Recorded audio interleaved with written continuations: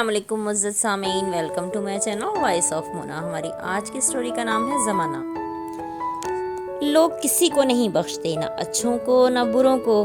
وقت رکتا نہیں اور لوگوں کی زبانیں بھی۔ مدیحہ ملٹی نیشنل کمپنی میں کام کرتی تھی۔ پہناوا بہت اچھا تھا، اسے گاڑی لینے اور چھوڑنے آتی باوردی ڈرائیور بڑی عزت سے چھوڑ کر جاتا۔ علاقہ بہت گندا تھا، وہ اب یہاں نہیں رہنا چاہتی تھی۔ آج بھی گلی میں آوارہ لڑکے کھڑے تھے جو آوازیں کس رہے تھے۔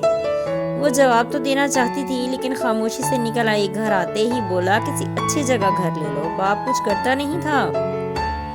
وہ 3 بہنیں تھیں اور 2 بھائی۔ ماں نے کہا میں کیا کروں، تم ہی دیکھ لو، پھر کسی اچھی سوسائٹی میں گھر لے لو، آنا جانا عذاب ہے، میرا بھی کرتی ہوں بات باس سے۔ پھر دوسرے دن اس نے فرقان صاحب کو اپنا مسئلہ بتایا۔ تمہارے گھر کی ویلیو بھی اسی حساب سے ہوگی اگر علاقہ اتنا خراب ہے۔ جی سر، اوکے کرتا ہوں کچھ۔ تمہیں کل دبئی جانا ہے؟ اچھا سر۔ وہ اکثر ٹور پر باہر جاتی تھی۔ تمہارے واپس آنے تک یہ مسئلہ حل ہو چکا ہوگا اور تمہاری فیملی بھی شفٹ ہو چکی ہوگی۔ Okay sir. وہ 5 سال سے ادھر کام کر رہی تھی۔ فرقان اچھا انسان تھا، اس کی ساری فیملی باہر تھی، یہاں سارا کام مدیحہ سنبھالتی تھی۔ پھر وہ گھر بتا کر چلی گئی۔ ہفتے کے بعد اسے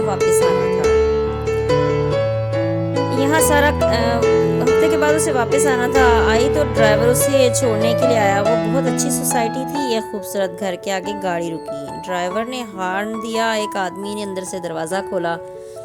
سامنے ہی اس کی ماں کھڑی تھی۔ گاڑی اندر داخل ہوئی، وہ اترنے لگی تو ڈرائیور نے چابیاں دی۔ میڈم یہ رکھ لیں، آپ کے لیے گاڑی بھی ہے۔ ڈرائیور بھی اگر خود چلانا چاہیں تو ڈرائیور کو چھٹی دے دیں۔ بڑی خوبصورت گاڑی کھڑی تھی۔ وہ اتری اور ماں سے ملی۔ کیسا ہے گھر آپ کا بھائی؟ آ جائے، سب اندر ہیں۔ وہ اندر داخل ہوئی۔ سارا گھر بہت خوبصورت تھا۔ سامان نہیں لائے اپنا؟ نہیں، منع کیا تھا، کچھ نہیں لانے دیا۔ اچھا چلو، تالا تو لگا کے آئے ہو نا گھر کو؟ ہاں وہ تو لگایا ہے۔ اچھا دیکھتی ہوں اس کا کیا کرنا ہے۔ گھر اچھا تھا؟ کچھ کھانے کو ہے؟ ہاں کھانا بھیجا ہے تمہارے باس نے، انہوں نے ہر چیز دی ہے، راشن بھی، فریج بھی بھری ہوئی ہے سامان سے۔ اچھی بات ہے، آپ کو کوئی مسئلہ تو نہیں ہوگا؟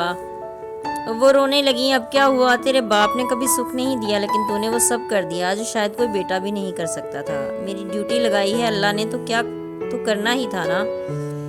ان کو بھی کسی قابل کر دے تاکہ یہ تیرے محتاج نہ ہو، نہ تجھ پہ بوجھ بنے۔ ہاں ہو جائے گا سب کچھ،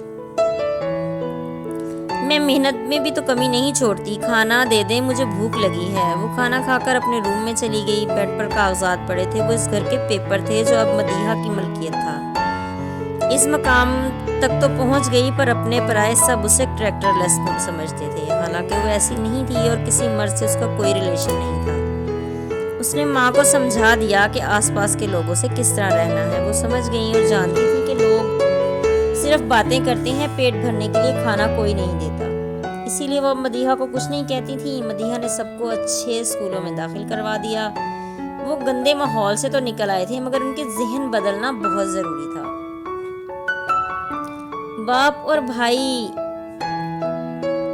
ان کا اسے ڈر تھا کہ وہ واپس نہ جائیں۔ ایک دن ماں نے بتایا کہ وہ اسی علاقے میں جاتے ہیں۔ وہ باپ سے بات نہیں کرتی تھی لیکن آج اس نے بول دیا کہ میرے لیے کوئی مصیبت کھڑی نہیں کیجیے گا۔ پھر اس نے باپ کو ہاسپٹل داخل کروا دیا تاکہ وہ نشہ چھوڑ دے، مگر لگتا نہیں تھا کہ وہ تعاون کرے گا۔ وہ بھائیوں سے بھی پریشان تھی، سب کچھ دینے کے بعد بھی وہ تعاون نہیں کر رہے تھے، گندے لوگوں سے دوستیاں نہیں چھوڑ رہے تھے۔ وہ کبھی کبھی سوچتی ان کے لیے خود کو ہلکان کرتی ہوں، ان کو احساس ہی نہیں، یہ کبھی صحیح نہیں ہو سکتے۔ ماں اسے دیکھ کر کڑتی اور وہ اکیلی اپنی زیادہ سے زیادہ ذمہ داریاں نبھاتی۔ پھر دونوں بہنوں کی پڑھائی مکمل ہوئی تو ان کو بھی اس نے اپنے ساتھ جاب پر لگوا لیا۔ فرقان کو کوئی اعتراض نہیں تھا۔ پرانا گھر مدیحہ نے سیل کر دیا، وہ پیسے محفوظ کر لیے۔ مکان بیچنے پر باپ نے شور کیا مگر مدیحہ نے ایک نہیں سنی۔ اس نے چھوڑ جانے کی دھمکی دی اور بولا واپس اسی گھر میں چلے جاؤ تو وہ خاموش ہو گیا۔ وہ لوگوں کی بہت سی باتیں سن چکی تھی، اب کوئی بات اس پر اثر نہیں کرتی تھی۔ وہ جانتی تھی کہ باتیں ہی باتیں ہیں اور حقیقت کچھ بھی نہیں۔ ساتھ دینے میں کوئی آگے نہیں آئے گا، اس کے اپنے بھی نہیں، صرف اسے مصیبتوں کا اکیلے ہی مقابلہ کرنا ہے، اور وہ بڑی دلیری سے کر بھی رہی تھی۔ جیتے دیکھتے رہیے، خوش رہیے۔ ملتے ہیں اگلی کہانی کے ساتھ۔